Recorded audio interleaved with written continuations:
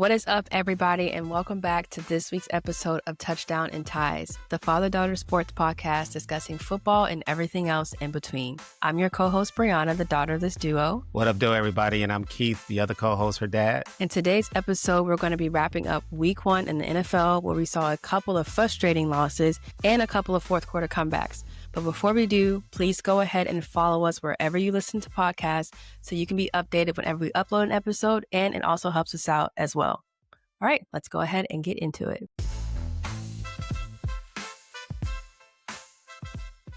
Week 1 closed out last night with former Michigan quarterback JJ McCarthy making history in his NFL debut, becoming the first QB to account for 3 touchdowns in the fourth quarter. Those touchdowns would lead to a comeback win of the Vikings on the road against Ben Johnson and his head coaching debut with the Chicago Bears. What did you think about that game? I was very impressed with JJ. I mean, the first 3 quarters of the game, it looked like the game was over. The Vikings, They couldn't get anything going. They had no rhythm. The Bears defense was smothering the Vikings offense, but it seemed like after he threw that pick 6, it seemed like he calmed down. It's like the game slowed down for him a little bit, and the Vikings went on a roll there. I mean, they scored 21 unanswered points to take the lead, and ultimately they got the victory. I thought it was very, very impressive comeback for the Vikings and JJ McCarthy. Yeah, good for JJ. And I know there's probably another fan base out there that is happy to see that the Bears lost, no tea, no shade. And that would be the Detroit Lions. Because as you know, Ben Johnson, it is his first year as a head coach in the NFL after he just left the Detroit Lions as their offensive coordinator. And unfortunately for the Lions, it did seem like they were hurting a little bit on offense as they were missing out with Ben Johnson not being there. What do you think about that? For me, to me, week 1 of the NFL season is like a extended preseason. The reason why I say that is because none of these guys played during the preseason. I mean, it's the first time that these guys have played since last year. And I would say that even if they had won the game, I mean, I'm not going to get too high or too low off of week 1. Let me just throw something out there at you. Like last year with Ben Johnson, 26-20, 16-20, 20-13. Those were the final scores of the Lions games, the first 3 games of the season last year. They were able, fortunately, to win 2 of those games. But the offense struggled. It wasn't until that week 4 game on Monday night against Seattle that we saw the offense start to click. When they put up, I think, 42, 43 points or something like that against Seattle. Then the next week they came back against Dallas and scored 47 points. So I think it take 3 or 4 weeks, honestly, for these guys to really get into playing shape, to really get their rhythm going. I mean, and again, they struggled coming out the gate last year with Ben Johnson. So, of course, this year, with John Morton, even though he's familiar with the Lions offense, helped Ben Johnson install some of the offense while he was there. It's just going to take time. These guys haven't played since, last January. So, was I a little disappointed with how they played? Because the one thing that you always counted on with the Lions, with the Dan Campbell coach team, is that these guys always were going to be tough. They were going to be physical. They play aggressive. But they didn't do that. I mean, they were dominated up front by the Green Bay Packers on both the offensive side and the defensive side. So, but I'm not worried about it. Yeah, but I think it's concerning for a lot of people either way, just because of the significance of this season. I mean, you lost your offensive coordinator, you lost your defensive coordinator, and I mean, everybody lost. The Lions lost, the Jets lost, and the Bears lost. So it's like, it looks like everybody should have just stayed together because they didn't win their games. I guess that's true, right? I didn't think about that. I didn't think about that. That's true. They should have stayed together. Come on back, guys. We need you. But coming into this game, Dan Campbell was 6-2 against the Packers, and he had won his last 3 at Lambeau.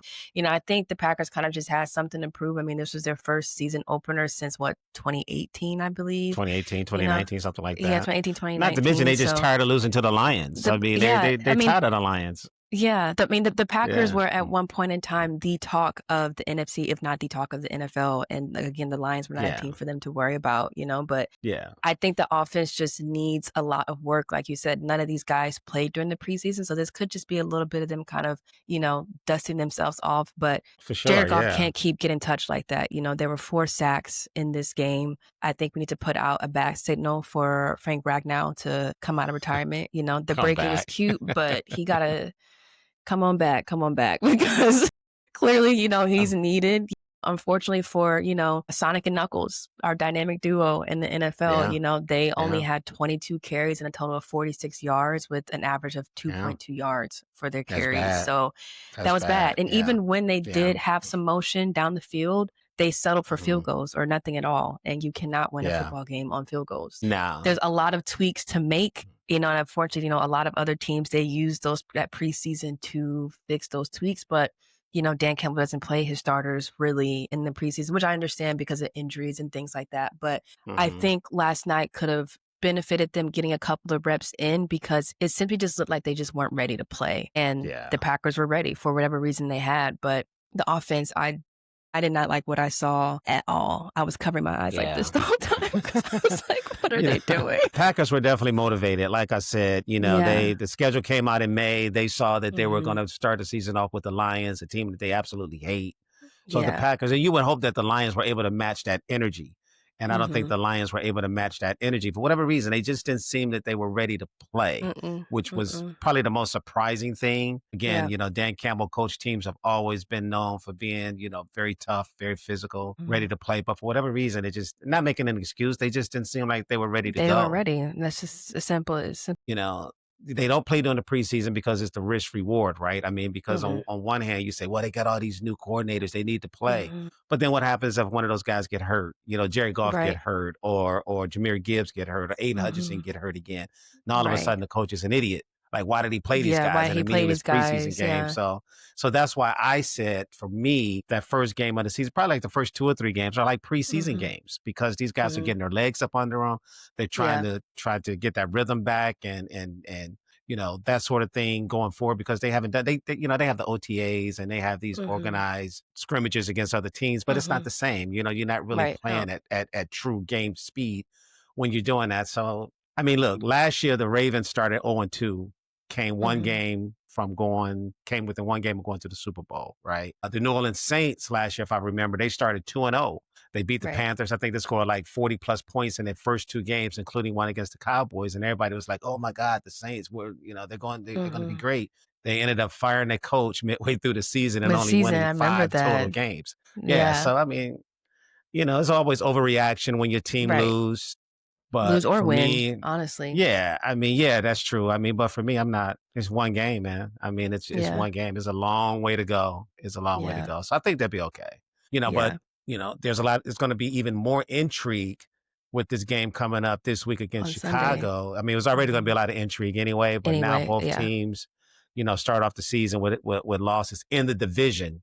So one of these 2 teams are going to start with an 0-2 record with both losses being in their division. So it's going to be, it's not a must-win game. I heard somebody call it a must-win game. It's game 2 of the season. It's not a must-win game, but certainly you don't want to go down 0-2 with your next game if you're the Lions on the road against the Ravens. So you don't want to do that. So they really need to get a win on Sunday.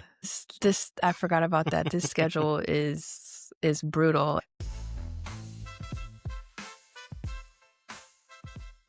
So not only did the Lions struggle on their offense, their defense was struggling as well. Much anticipated return of Aiden Hutchinson was underwhelming. He had nothing. He didn't produce anything on the field this game at all. No stats, no sacks, no tackles, 3 measly quarterback pressures. That was it.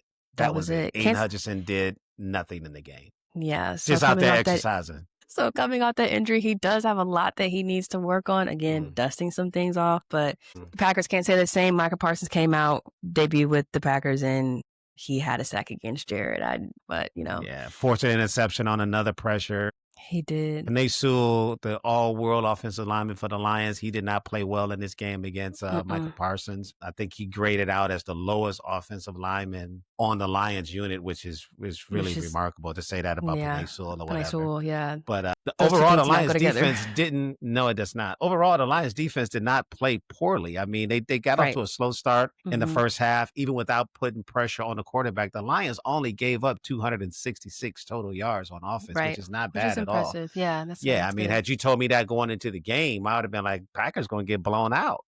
because the Lions certainly going to put up 300-400 yards against them, but that didn't happen. So up 100 on them.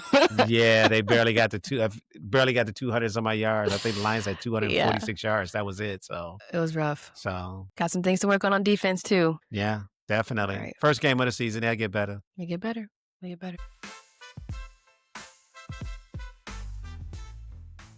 You alluded to the Ravens twice already. Yeah. Crazy Sunday night game. Definitely lived up. Yeah, definitely lived up to the hype.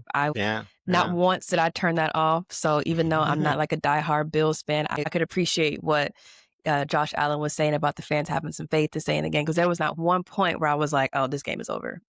No, even at 40-25, I was like, there was not one point I was turning that game off. But especially with 11 minutes to go in the game. I mean, it's like, well, you got Josh Allen. I mean, where are you going? Why are you leaving? I mean, where is it that you have to be that's so important at that point when, you have the reigning MVP on your team and you're only down 2 scores? I didn't understand that. I didn't understand that at all. I mean, some people might have thought that the game would have been over, but I feel like if you were really looking at that game specifically with the Ravens defense, who was having trouble stopping the Bills the whole time, you could have known that game could have flipped at any second, which it did. So, it did. Pretty decent into the fourth quarter. You had about 3 minutes and 25 seconds left. The Ravens were up 40-25, and Josh Allen said, hold my beer. He heard those MVP chants for Lamar Jackson, and he was just like, hold that thought.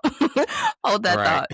And he came out and he capitalized off of, the Ravens' big mistake. I mean, the Bills made a lot of mistakes that night, but you could arguably say that the Ravens made the biggest mistake at the worst possible time, at the worst possible position on the field, with someone, Derrick Henry, that you wouldn't expect to even remotely make a mistake. But there was one other thing that happened in that game before that egregious mistake by Derrick Henry that people might be overlooking just a little bit. And that was the missed extra point by the Ravens kicker when the Ravens went up 40-25. So after that missed extra point by the Ravens, Buffalo then obviously got the ball back, and then they ended up scoring. But because the Ravens had missed their extra point, they didn't have to go for a 2-point conversion. So they made the extra point as well, and they got the score. So it was 40-32. And then that's kind of when things started to go downhill just a little bit. And that's when Derrick Henry was on the possession on the run game, and he fumbled the ball pretty deep into the red zone. And then the Bills ended up scoring on that fumble, bringing the score to 40-38. Right. Yeah, it was uncharacteristic by Derrick Henry. I mean, up until that point, I mean, he was having a great game. I mean, Derrick Henry was running all over Buffalo. Yeah, I mean, I think he still ended up with close to 170 yards rushing on the game, for the game, I should say. But that fumble was a killer, because when the Ravens at the Buffalo scored and the Ravens got the ball back in that position, the Ravens were still in control. I mean, they were up, very much still in control of the game. What was the score? You say 40-32 or something like that? It was 40-38, yeah, because the Bills had missed their 2-point conversion after that. So it was 40-32 because when he fumbled and then Buffalo scored, that's what made the score. That's what I'm saying. Yeah, 40-38, and then even then when the Ravens got the ball back, they were arguably still in control of the game. Yeah. And you would think with Derrick Henry and with Lamar Jackson, I mean, picking up one first down would have been easy. But it came out after the game, because in real time, I was thinking it was 4th and 3, right? You're up 40-38. Your defense has not stopped Josh Allen all game. There was like maybe 2 minutes to go in the game or something like that. Maybe a little bit more. I don't remember the exact time. But I'm like, why are you punting? Because I was like, why are you punting the ball at this point? Your best chance to win this game is keeping the offense on the field and picking up those 3 yards and getting a first down. I mean, because even if you didn't make it, you still had 3 timeouts in that situation. So you could have used them to save some time on the clock. But it came out after the game, Lamar Jackson said he had cramps. So that's why they didn't go for it on 4th down. Yeah, he said he had cramps, and they couldn't go for it because he had cramps. I'm like, well, if the man had cramps, he had cramps. Well, I mean, that makes sense. But, me personally, when I was watching the game, when they kicked the ball back to Buffalo, I said the Ravens are about to lose, because, the Ravens defense did absolutely nothing that whole game to slow down Josh Allen. And you knew he was going to get the team down in field goal range, to kick the game-winning field goal, and that's exactly what he did. Yeah, but the only difference, the biggest thing for that is like we were kind of alluding to with that one missed extra point when the score was 40-25, when it potentially could have been 41-25.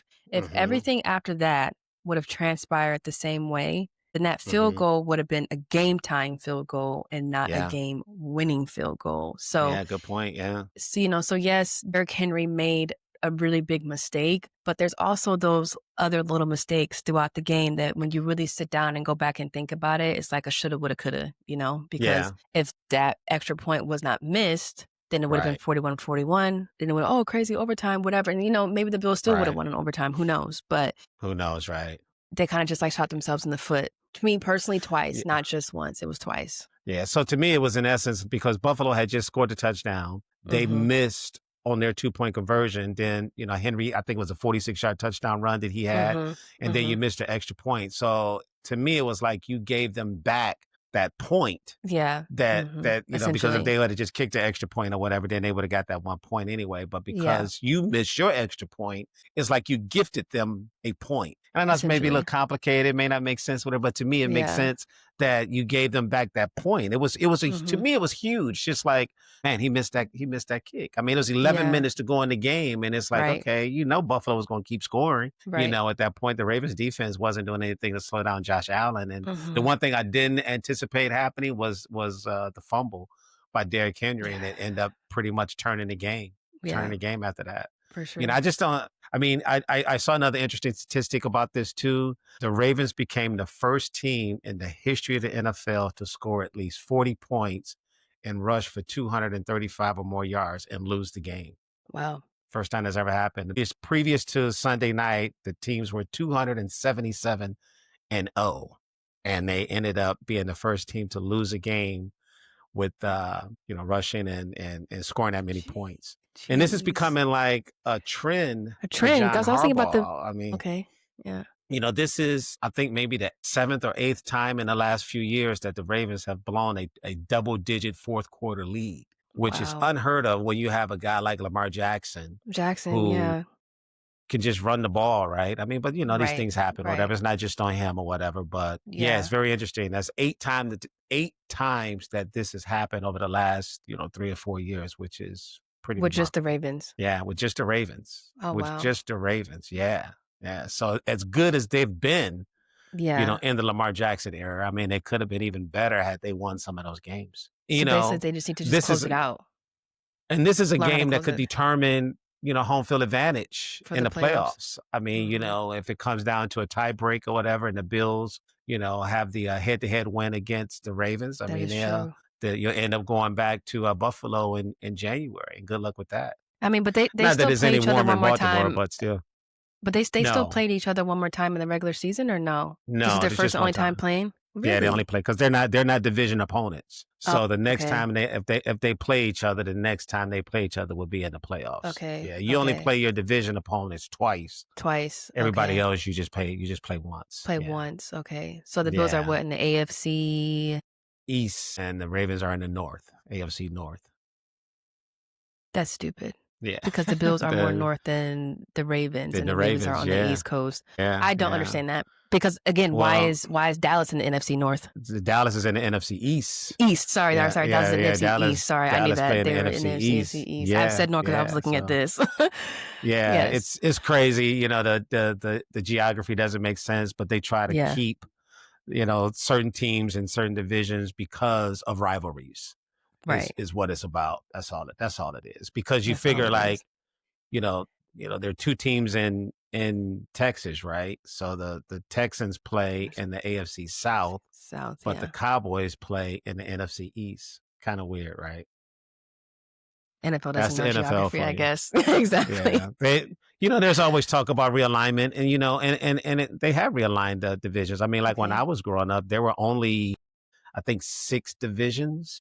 Oh, okay. And, team like the Lions used to play in a division with Tampa. Tampa used to be in the Lions division. It was called the NFC Central. And Tampa, all the way down in the South, used to play in a division with Detroit, with Chicago, with Green Bay, with Minnesota. So, they fixed it, somewhat over the years, but, and I kind of get it. I mean, the Cowboys playing in the East, they have those long-standing rivalries with the Eagles and with the the Commanders and with the Giants. So you don't want to move them out of that division and break up those rivalries. But they do it in other sports, but I don't think they'll do it in the NFL. Yeah. Well, there seems to be a new little rivalry, at least this week, with the Steelers and the Jets. Aaron Rodgers. Yeah. So, Aaron Rodgers is starting, with both starting quarterbacks. They switch spots. Teams. Yeah. They switch teams. Yeah. So, and there's been a lot of talk about Aaron Rodgers and what he was doing or the lack of what he was doing at the Jets, and then he came out this week and after the game and said that he's happy to beat everybody associated with the Jets. Yeah. He had a good game too. He had a good game. Give it up. Yeah. Yeah, Aaron did his thing. He did his thing, man. So, and Justin Fields played well too. He played well. The Steelers won the game. Yeah. Yeah. That's funny. Yeah. So, what are you looking forward to this week? I mean, you have the Thursday night game. We have the Commanders against the Packers. That should be a good game. Yeah, I think the Commanders and the Packers on the Thursday night would be a good game. Obviously, you have the Lions and the Bears coming up. Super Bowl rematch. The Super Bowl rematch. Yeah, Super Bowl rematch. Yeah. That is, of course, which I'm surprised is not a primetime game. For that. It's a Sunday afternoon game. Yeah. Sunday afternoon game. I would bet money that game would be, Sunday night, but it's the Falcons and the Vikings are going to be the Sunday night game.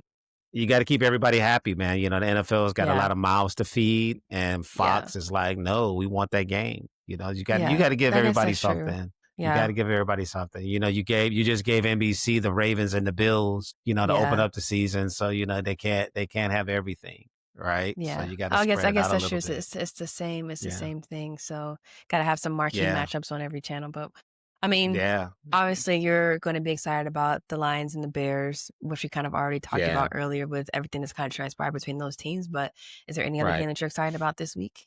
We just talked about it. The Eagles, the Super Bowl rematch. You got the Eagles and the Chiefs going up against each other in Kansas City. Should be very intriguing matchup. I mean, the Chiefs lost week 1. It would be, hard for them to start the season 0-2. Not saying that they couldn't still come back and make the playoffs or whatever. We already talked about what the Ravens were able to do last year or whatever. The division is going to be a little bit tougher for Kansas City this year, so they definitely going to have to get a win against Philadelphia. And plus, you don't want to lose to these guys again, right? They just beat you in the Super Bowl, kind of embarrass you a little bit in the Super Bowl, if you will. Have an opportunity to get back at them a little bit.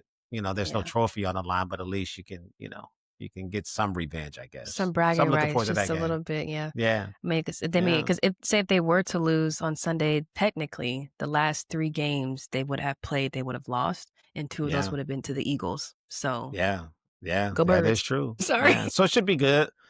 Like I say, you get some of that rust off after week 1. I mean, it's going to be tough though, because the Chiefs just went, to Brazil to open up the season, and now they're going to come back. I mean, it was 9 days in between the game or whatever, so they have plenty of time to rest or whatever. But they still a tough turnaround. Still going to be tough turnaround, but for sure. And hopefully you don't know the status of Xavier Worthy as we speak right now. I don't know. I saw they said he was day to day with that shoulder injury, so you don't know if he's going to play.